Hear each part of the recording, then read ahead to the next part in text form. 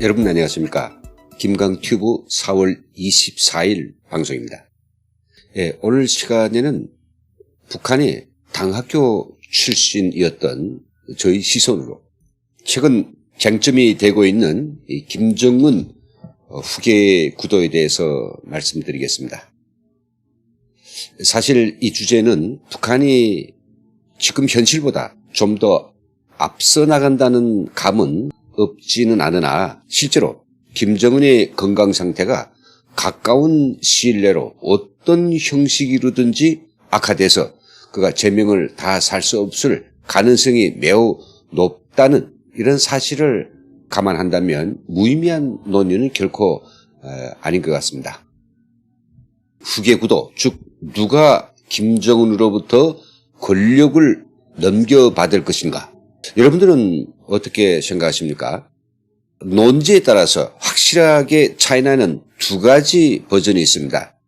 이 두 버전의 주인공은 각각 다릅니다. 바로 김정은의 여동생 김여정 그리고 김정은의 배다른 삼촌 김평일입니다. 그런데 저는 어떤 생각이 드느냐 하면요. 이 둘 중에 누구를 할 것이냐.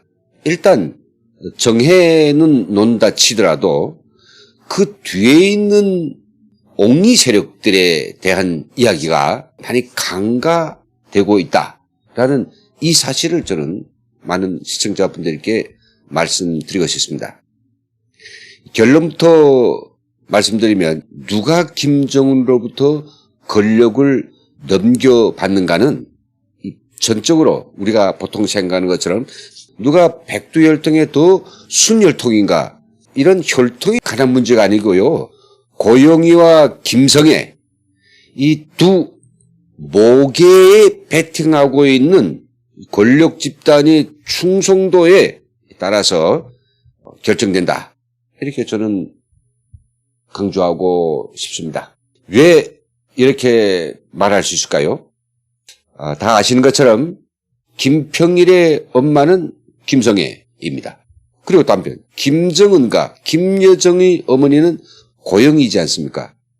그런데 바로 요거에 대해서 한번 생각을 좀 더 깊이 있게 해보신다면 북한이라고 하는 그 사회가 혈족 중심의 사회가 되어가지고 과거에도 모계가 누구있냐를 가지고 그쪽에 줄을 섰던 권력층이 있는 거 아니겠습니까?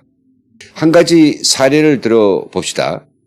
김정은이 죽은 다음에 자기 쪽 직계로 권력을 승계해 줄 때 그걸 도왔던 이제 군부 실세나 조직 지도부 실세 혹은 우리가 알지 못하는 그런 실무자들이 김정은의 모계인 고영희를 붙들어 잡고 이쪽에 줄을 쭉 섰고요. 결국은 오늘날같이 김정은에서 확실히 자기들도 기생할 수 있는 그런 권력 체계를 옹립해 놨단 말입니다. 근데 우리가 제3자의 눈으로 봤을 때에는 김평일이가 적절하지 않겠느냐 이렇게 생각한 사람들이 많습니다. 왜냐하면 김여정은 여자고 또 그리고 애고 그러니까 북한의 충성층이 이걸 반대할 거다라는 것을 너무 이렇게 비상적으로 생각하고 있다고 이런 생각이 저는 들고 있습니다. 왜 그러냐 하면요. 모계가 다를 경우에는 같은 아버지를 뒀다 하더라도 서로가 원수가 되는 게 인간들의 특징이 아닙니까? 그러니까 김정남을 vs 독가스로 죽여버리고 이런 걸 하지 않습니까? 이 첩의 자식들은 본초의 자식을 거의 원수 이상으로 본단 말이죠. 그러니까 바로 그런 심리가 작용하는 상황에서 권력을 만드느라고 도와줬던 그런 세력들이 목에 들러붙게 되는데 그게 지금 고영희 라인으로 공고히 이어져가는 이런 과정에서 갑자기 김성애로 옮겨간다는 것은 죽음을 전제로 할 수밖에 없는 그런 상황이 아닐까라는 생각이 듭니다. 게다가 북한이 고영희를 국모의 이런 반열로 올려 세우려는 그런 역사 조작 작업까지 쭉 충분히 해왔는데 그냥 숨만 죽어있게 한 것도 아니고 아주 그냥 짓밟을 대로 짓밟아버린 김성의 라인을 다시 수정해서 역사 조작을 다시 한다. 그런 것은 거의 불가능할 것 같습니다. 그럼에도 불구하고 대부분의 언론들이 김평일이나 김여정이냐를 놓고 분석을 하면서 김평일은 뭐랄까 나이도 있고 뭐 경력도 있기 때문에 가능성이 높다. 근데 김여정은 조직지도부 일부 부장이 되면서 좀 실권을 잡았을 뿐이다. 그래서 그를 군 원로들이 도와줘가지고 김여정을 옹립할 그런 가능성도 있다. 이런 양비론의 기초에서 지금 거의나 50대 50으로 김여정과 김평일의 권력 승계 가능성을 점치고 있습니다. 근데 말이죠. 이 50대 50이 맞을 수도 있겠습니다만은 여기에는 김평일 혹은 김여정을 뒷받침하고 있는 충성계층이 어떤 모계에 붙어 있느냐에 대한 깊이 있는 분석이 빠져 있는 것 같아서 다소 아쉽기만 합니다. 다시 강조하지만 북한에서 권력 승계 시 모계의 역할이 매우 중요합니다. 고영희는 김일성 앞에 한 번도 나서지조차 못한 김정일의 비밀 여자, 그냥 원산댁 정도였지만 실제로 김정일의 총애를 얻고 그 측근들이었던 이재강, 조현준, 최룡해의 충성을 이끌어내서 결국은 장성택과 김경희가 빡세게 밀었던 김정남 후계의 구도를 박살내고 결국은 자기 아들을 팔탁하는 새로운 모계 구조를 옹립하였던 것입니다. 이러한 모계는 절대적인 것이고요. 후계 구도에 있어서는 백두혈통보다 더 막강한 실력을 행사합니다. 옛날 양반가에서도 마찬가지였지만은 지금도 첩이 자식이 본초의 자식과 친하게 지내는 것 여러분들 본 적이 있습니까? 이것은 북한처럼 엄격한 권력 체계를 이루고 있는 사회에서도 뚜렷이 나타나고 있습니다. 아니 오히려 더 심하다고 볼 수 있습니다. 그런 신뢰에는 얼마든지 우리가 들 수 있습니다. 김정남을 저렇게 때려 죽여버리는 것은 본초 자식이기 때문이고 첩이 자식으로서 권력을 위협하는 어떤 것들도 다 없애버리게 되는데 여기에 있어서 일말의 양심의 가책도 그들은 받지 않았을 것입니다. 이런 구도로 보았을 때 사람들은 김여정, 김평일 둘러놓고 후계 구도에 어떤 그림을 짜는지 물론 다양한 결론들에 대해서 무조건 틀렸다고 얘기할 수는 없는 것입니다.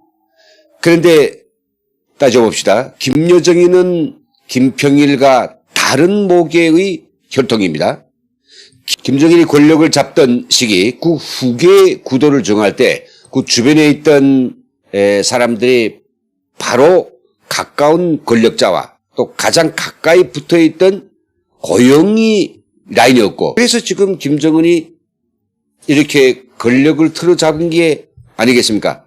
근데 지금 이 상황이 벌어졌을 때 많은 사람들이 얘기하는 것처럼 김평일이 권력을 쥘 가능성을 높게 둔다면 그거는 바로 뒤에 숨은 권력자 계층이 이걸 승인해야 되는데 상당히 오랜 시간 동안 고영희 라인으로 권력을 구축해온 사람들이 김평일이 아무리 우수하고 또 가능성 있는 사람이라고 하더라도 자기들이 짓밟아 놓았던 김성의 라인을 끌어들이는 것에 대해서 그렇게 쉽사리 판단이 가능하겠는가 그런 말이죠.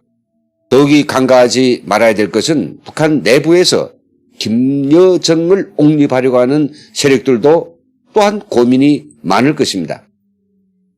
왜? 얘는 어리고 여자고 근데 얘한테 맡겨놓고 나면 자기네들이 섭정을 하듯이 뭔가 좀 해먹을 구석이 생기지 않겠습니까? 김평일에 대한 인민들의 어떤 지지와 흡입력이 높은 것은 무시할 수도 없지 않겠습니까? 뒤에 있는 지지층들이 가장 고민하는 것은 자기네들이 줄을 잡고 있는 이 모계를 바꿔야 되는 그 어떤 문제가 있는데, 그 모계를 바꾸자니 그동안 그것조차 또 꼴찌거리인지라 고영희를 부각시키면서 가차없이 밟아놨던 김성애에 대한 역사 조작이나 여러 가지 인맥을 다시 또 부활시켜줘야 하는 이런 부담을 이 사람들이 지려고 할까 하는 것입니다. 그래서 이 문제는 김여정이든 김평일이든 누가 되든 북한은 망하게 돼 있다고 하는 이런 사실을 말해주고 있습니다. 이 망하는 과정이 이 두 모계의 끈을 댄 권력 집단 간이 갈등으로서 이제 북한은 몰락의 길에 반드시 접어들게 돼 있습니다. 그러다 보니까 제가 보는 관점에서는 이번에 김여정을 기득권 권력층이 잠깐 옹립을 한다 하더라도 그것은 한시적일 뿐이고요. 밑에 권력층들이 어떤 내부 분열 이런 충돌이 급격하게 가중되지 않겠나 하는 생각이 100% 들게 되는 것입니다. 결국 누가 되더라도 이거는 그 모계의 라인을 잡고 있는, 즉 그 뒤에 숨어 있는 실무자 권력층들과의 갈등을 인해서 북한은 결국 몰락하는 길에 접어들 수밖에 없다. 그래도 누가 뭐래도 절대로 오늘날의 북한 권력은 앞에서 거론하고 있는 김여정이나 그리고 김평일 같은 이런 작자들에게 결코 용속되지는 않을 것이다 라고 하는 것이 10년간 북한 당학교 교수 출신이었던 저희 시각으로 보는 결말입니다. 예, 여러분 오늘도 김광TV와 함께 해주셔서 대단히 감사합니다. 좋아요와 구독도 함께 부탁드립니다. 여러분 고맙습니다.